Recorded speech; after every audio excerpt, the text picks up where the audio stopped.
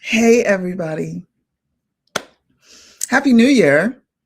I know I did a Happy New Year on, but I want to say Happy New Year again because I'm feeling Happy New Year-ish still. And it's still January, so I'll give myself to the end of the month to say Happy New Year to everybody. So since it's the new year, you know, everybody has like goals and dreams and things. So I do not make resolutions. I make plans that can be tracked, traced, and tweaked to completion. Because I've learned that usually when I make a resolution, it's unreachable, unattainable, and unreasonable. And as a result, I get mad. And then it doesn't happen. And then the rest of the year is trash, right? But for about 15, 20 years now, I've been doing these plans and it has worked out for me. And I'm sharing it with you. So I hope that you're making plans for your new year. So one of my plans is to learn how to skate. So I signed up for this skating class, Adult Learn to Skate. And the first week was last week. And I went, and y'all, after my back was like, what are you doing? And I was like, what? It's like, do you ever want to walk again? And I was like, you know what? That's very extra. And my lower back was like, and I said, oh God, did I make a mistake? Should I have not done this? Should I have not tried to learn how to skate? And in that pain, I almost made a really bad decision. I was going to give up. I was going to say, maybe it's too late. Maybe I'm too old for this. And that is the first thing I want you to write down is never make a permanent decision under temporary circumstance. The pain in my back was not permanent, but it hurt so much that I wanted to end it as quick as possible. And for me in that moment, it was basically saying, I quit. I'm done. I'm not gonna take this class. But I made a different decision. And what I decided to do was rest and heal my back. For the next 6 days, because it's once a week, I rested my back. I put heating pad on my back. I also stretched it out slowly because I really wanted to go back. And at some point, I realized that my desire to learn how to skate was stronger than my fear associated with the pain that I was feeling in my back. So I went back today, and not only did my back feel better, but I shared this with my instructor, and she was like, yeah, this is not a skill you learn overnight. So, you know, you have to kind of pace yourself if you want to succeed. And I agreed with her 100% that I want to succeed. I really want to learn this. So a little pain is part of it, as they say, no pain, no gain. But more important than that is I didn't give up. I didn't make a permanent decision about a temporary situation. And today, I slipped and fell. So now that's out the way. I can just keep going because each class, one of my fears is addressed. And then I become more confident every single time when one of those fears is like dismantled. So I'm super excited. I know my back's probably gonna hurt a little bit tomorrow morning, but now I know what to do about it. So I will be showing up next week. And I'll be very cute at some point in March when this is over and getting my skate on. So I didn't give up. I didn't give up. And this is literally the story of Community's Community. It is the story of Haiti. It is the story of APHD and ODCP. I have an update for you from Hurricane Melissa and the Hurricane Melissa response that we are continuing to work, even though this hurricane happened in October. I want to make sure that the people know that out of sight is not out of mind, because the aftermath is continuing. There's still rebuilding of homes, over 400 that were destroyed. There's still almost 2,000 people who were displaced. There's also the issue of really addressing how much pain and suffering actually happened and how usually that's not addressed. So I want to first say thank you to everyone who's given, who's prayed, who's checked up on us, who's called in to ask how are the people doing, and who gave to make sure that we would have the materials, the medicine, the cholera intervention that APHD was working on and continues to work on to make sure that the cholera does not spread.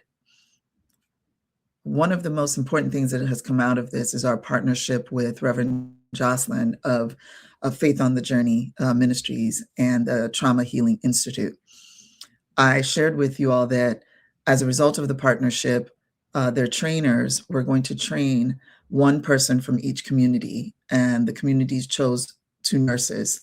And so in the picture you're seeing here, to the extreme right is Nurse Kitley in the green shirt, and then the other person in the green shirt is Nurse Desir from the other community and from ODCP.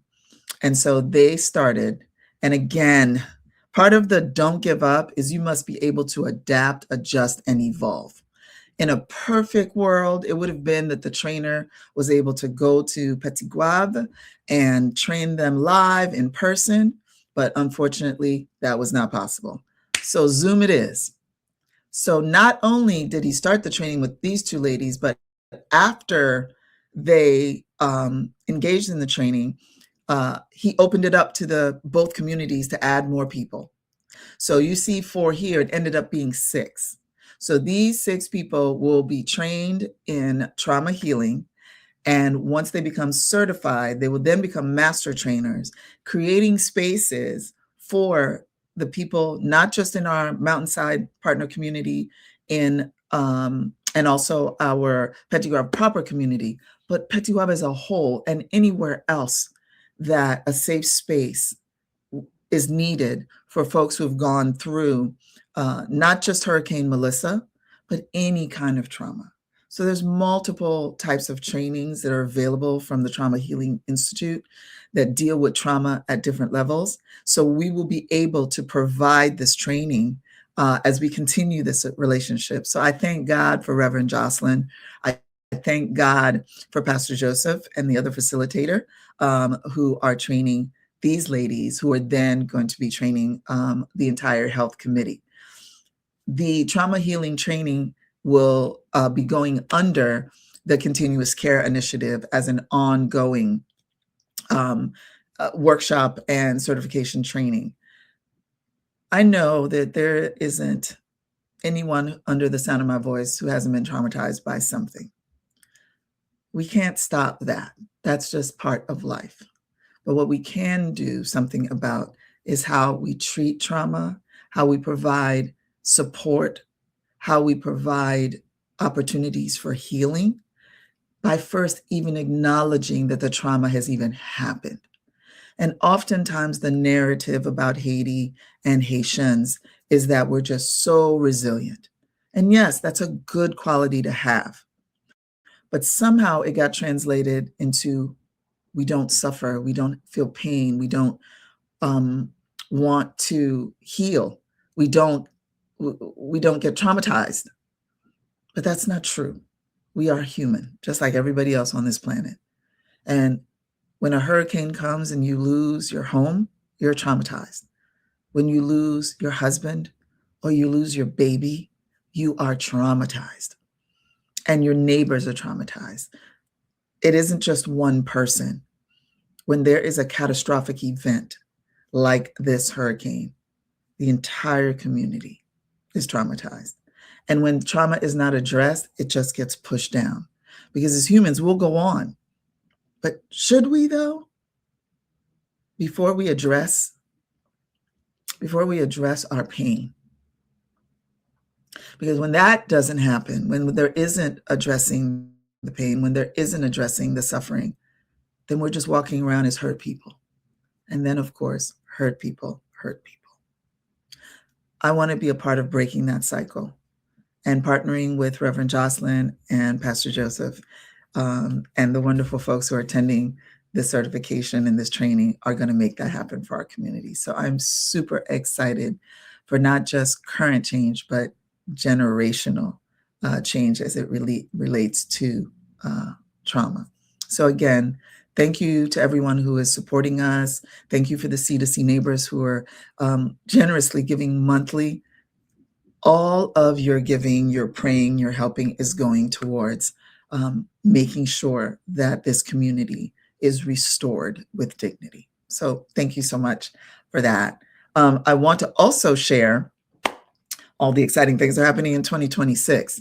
2025 was a lot, y'all. There's a lot. There's a lot. Not just project-wise, but for me personally, and I'm sure for everyone, right? So there were highs and there were lows and there were highs again, thank God. So I hope that your year, if it didn't end well, it started well. And if it didn't start well, it's going well now.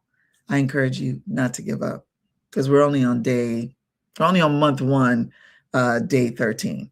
So there is 11 months left to keep trying, right? And we all could be different by December if we choose not to give up. So I'm standing with you. Hopefully you will stand with me. We have multiple things happening this year. Of course, our main goal this year is to build the Health and Wellness Center. And funds are being raised, and we are hoping to raise the 150K to break ground so that this wellness center that will be the first of its kind on this mountain, having a pharmacy, ophthalmologist, optometrist, dentist, a maternity ward, will really impact the community's life for the good, and also be used for health and wellness training, much like the trauma healing, and for small business workshops as well. So you know our people. These were the same people who built an entire school during COVID and a second earthquake. So in 2021. So I have no doubt in my mind that this community will build this health and wellness center and that the impact will be felt far and wide. I'm also excited to share that the Gérard and Ghislaine Golf Classic is going to be taking place in May this year. So as soon as we have the date, we will send it out. But just know it's going to be on a Thursday or Friday in May. So when you see the save the date, please mark your calendars because we're looking to raise the additional funds needed to complete the Health and Wellness Center. And we want you all to come out and support. And the golf clinic is also returning. So for those of you who are like, I don't know if I should come, I don't know how to play golf, I don't want to be embarrassed, I hear you. I'm actually taking classes now. Not that I think I'm going to be ready to play 18 holes of golf in May, but I will be probably out there with y'all at the golf clinic. So you can come and you can learn with our partner, All Access Golf, and Kelly Pierre, who is a wonderful instructor, who is very compassionate and kind-hearted. So he'll be your guy, right? Let's see what else to tell you. There are multiple grants that we are applying for. So I ask you to keep C2C in your prayers, that we would raise the funds needed. We didn't put all our eggs in one basket. We are looking far and wide for funding. There are also new team members that are coming on board. Hopefully we'll do one of these where everybody can meet everyone.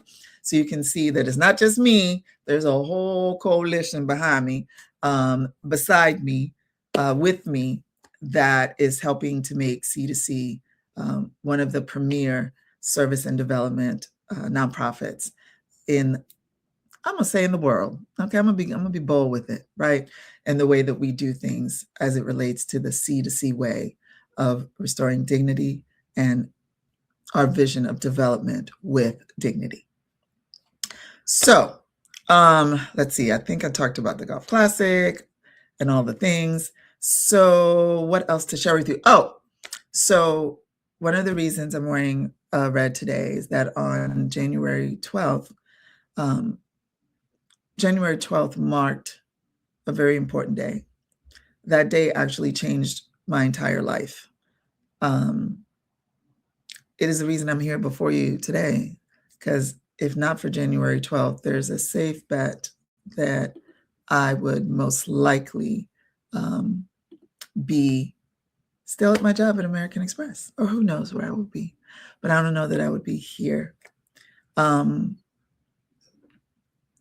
January 12th, 2010, at approximately 4:53 p.m., a 7.2 magnitude earthquake hit Haiti, specifically concentrated in the south and southwest, from Port-au-Prince straight through Petit Goâve, where we work. And in 35 seconds, over 316,000 people lost their lives, some of them from my own family. It was from that shaking of the earth that cracked my heart wide open. And I felt there was a calling on my life, and I heeded that call. Because for me in that moment, it was not enough for me to just